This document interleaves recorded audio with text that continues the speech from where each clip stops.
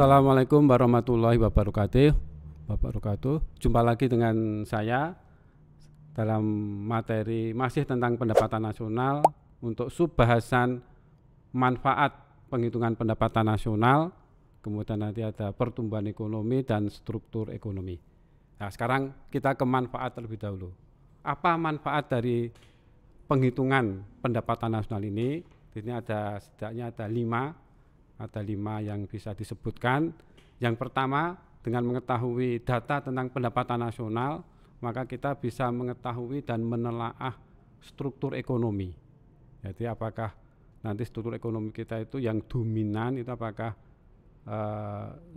berstruktur industri, pertanian atau yang lainnya. Nah, ini kalau struktur ekonomi dilihat dari tinjauan makro sektoral ya. Karena nanti ada tinjauan yang lain. Ini saya sampaikan di bahasan mengenai struktur ekonomi. Kemudian yang kedua, manfaat yang kedua adalah mengetahui tingkat kemakmuran penduduk suatu negara.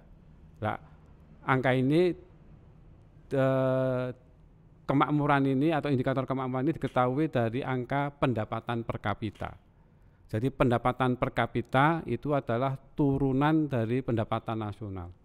Jadi kalau ada data tentang pendapatan nasional dalam suatu tahun tertentu dibagi jumlah penduduk yang ada di suatu negara dalam tahun tertentu, maka kita akan mendapatkan pendapatan per kapita. Jadi pendapatan per kapita ini merupakan pendapatan rata-rata penduduk suatu negara. Nah, tadi saat ini pendapatan per kapita Indonesia itu sudah mencapai kurang lebih 4.000 US dollar kalau dalam dolar per tahun ya, atau kalau dikalikan dengan kurs katakanlah 14.000 ya lebih dari 50 juta rupiah per tahun.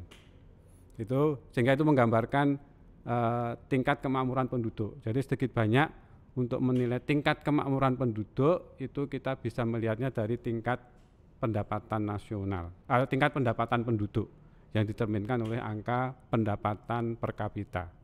Tapi ingat, tingkat pendapatan itu bukan satu-satunya indikator untuk mengetahui tingkat kemakmuran. Tentunya ada indikator yang lain, yaitu indikator non pendapatan. Ya, karena di sini kita berbicara pendapatan nasional, maka kita menggunakan indikator pendapatan, yaitu pendapatan per kapita, yang dihitung dari besarnya angka pendapatan nasional. Itu manfaat yang kedua. Kemudian yang ketiga, dengan mengetahui pendapatan nasional, maka kita bisa membandingkan perekonomian dari waktu ke waktu, dari tahun ke tahun ya. Itu mengetahui di sini perbandingan ekonomi pendapatan dari waktu ke waktu itu disebut sebagai pertumbuhan ekonomi. Ya, nah ini bisa dibandingkan karena dihitung tiap tahun, maka kita bisa membandingkan dengan tahun-tahun sebelumnya. Jadi kalau pendapatan nasional suatu tahun ini lebih besar dibanding tahun sebelumnya, maka pendapatan nasional itu mengalami pertumbuhan yang positif. Ya, di masa pandemi ini tentunya bisa prediksi ini pertumbuhan ekonomi akan mengalami penurunan atau bisa negatif.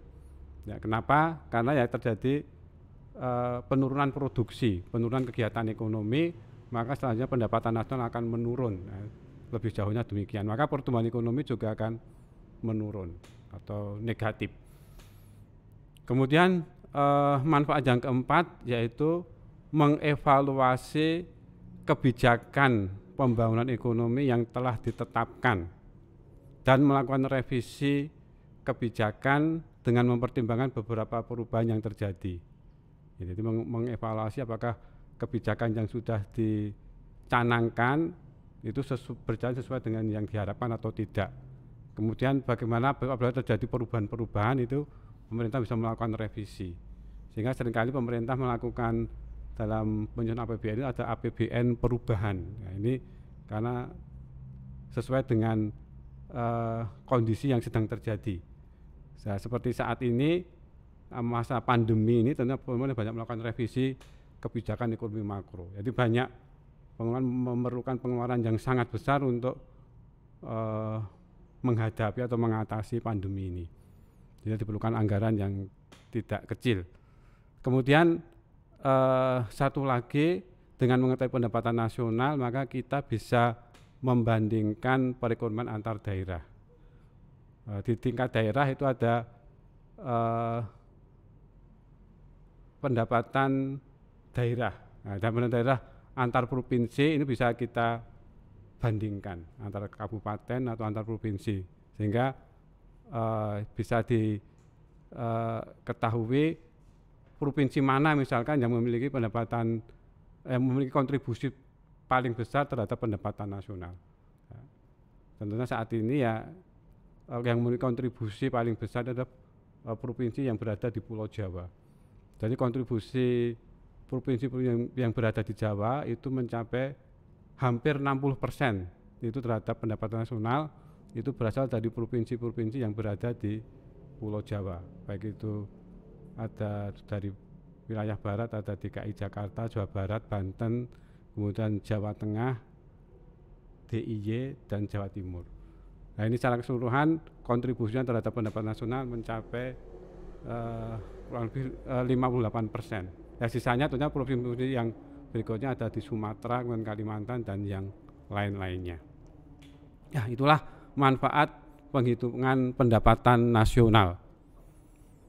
Kemudian kita ke pertumbuhan ekonomi. Ya, jadi bisa dipastikan di masa pandemi ini atau tahun 2020 ini pertumbuhan ekonomi Indonesia itu akan menurun dibandingkan tahun 2019.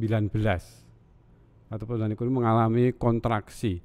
Jadi pertumbuhan ekonomi ini menunjukkan perubahan tingkat kegiatan ekonomi dari tahun ke tahun. Ya, jadi kalau dikatakan pertumbuhan ekonomi positif, jika pertumbuhan ekonomi pada suatu tahun itu lebih besar dibandingkan tahun sebelumnya. Nah, begitu juga apabila negatif, tentunya pertumbuhan ekonomi suatu tahun lebih kecil dibanding tahun sebelumnya. Kemudian pertumbuhan ekonomi yang tinggi dan berkelanjutan itu merupakan syarat mutlak ya bagi kelangsungan pembangunan ekonomi dan peningkatan kesejahteraan penduduk. Jadi pemerintah setiap tahun itu kan mencanangkan atau membuat target pertumbuhan ekonomi tertentu ya. Harapannya pertumbuhan ekonomi itu terus meningkat. Nah, saat ini katakanlah sampai tahun 2019 pertumbuhan ekonomi Indonesia itu berkisar pada angka 5%. Ya. Kalau dulu di masa Orde Baru itu pernah mencapai hampir 7%. Nah sekarang setelah Orde Baru, pemerintahan reformasi dan saat ini itu berkisar pada angka 5%. Jadi masih positif dan pemerintah akan terus setiap tahun akan terus membuat target-target tentang pertumbuhan ekonomi. Jadi harapannya ini pertumbuhan ekonomi ini memiliki arti penting. Pertama dari sisi permintaan itu menjamin terpenuhinya konsumsi masyarakat akan barang dan jasa, karena di sisi yang lain itu jumlah penduduk juga terus meningkat, maka ini harus diimbangi dengan kenaikan jumlah produksi. Kalau jumlah produksi meningkat dan lebih besar peningkatan dibanding jumlah penduduk, maka kebutuhan akan barang dan jasa ini akan terpenuhi, kebutuhan barang dan jasa oleh masyarakat tentunya. Kemudian di sisi penawaran, adanya pertumbuhan ekonomi itu berarti terjadi perluasan kesempatan kerja. Perluasan kesempatan kerja berarti akan bisa mengurangi angka pengangguran. Nah, ini tentang pertumbuhan ekonomi. Jadi pertumbuhan ekonomi ini juga turunan ya dari pendapatan nasional. Karena pertumbuhan ekonomi itu melihat pendapatan nasional dari tahun ke tahun.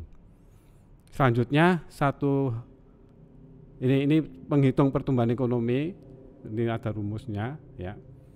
Kemudian kita ke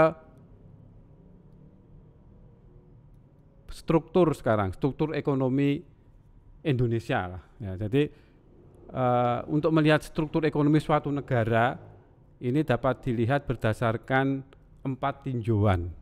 Pertama, tinjauan makrosektoral. Jadi dari tinjauan ini nanti kita akan strukturnya adalah apakah berstruktur agraris, industri atau perdagangan. Jadi tinjauan makrosektoral ini kita melihat pendapatan nasional, data pendapatan nasional dengan pendekatan produksi. Ingat tadi di dalam pendekatan produksi itu perekonomian dibagi menjadi 9 sektor. Dari 9 sektor tadi mana yang kontribusinya paling besar itu menggambarkan struktur ekonomi suatu negara. Nah, untuk negara kita saat ini sektor yang kontribusinya paling besar itu adalah sektor industri pengolahan. Ya, maka ini kontribusinya mencapai kurang lebih 20% dari PDB. Jadi maka sektor yang dominan adalah sektor industri pengolahan. Dulu di masa awal Orde Baru kita berstruktur agraris karena sektor pertanian memiliki kontribusi yang paling besar. Nah, sekarang sejak tahun 90-an itu bergeser ke sektor industri.